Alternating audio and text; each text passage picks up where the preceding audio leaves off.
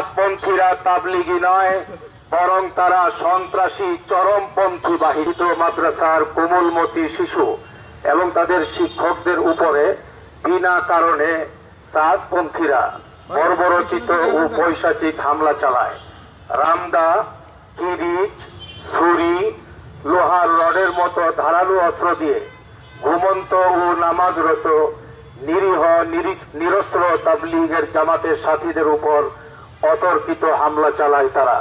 ইতিহাসের এই বর্বরচিত হামলায় শুরাই নিজামের 3 জন সাথী নিহত এবং শত শত সাথী মারাত্মকভাবে আহত হয়। সাতপন্থীরা এতটাই হিংস্র হয়ে উঠে যে বিভিন্ন হাসপাতালে চিকিৎসারত আহতদের উপরও হামলা চালাতে তারা দ্বিধাবোধ করেনি। প্রিয় সাংবাদিক বন্ধুগণ, সাতপন্থীরা একই কায়দায় গত 2018 সালের 1 ডিসেম্বরেও একতরফা আক্রমণ চালিয়ে প্রায় 5000-এর মতো তাবলিগ জামাতের সাথী ও ছাত্র শিক্ষকদেরকে রক্তাক্ত করেছিল। এতেই প্রমাণিত হয় যে সাতপন্থীরা তাবলিগি নয়, বরং তারা সন্ত্রাসী চরমপন্থী বাহিনী।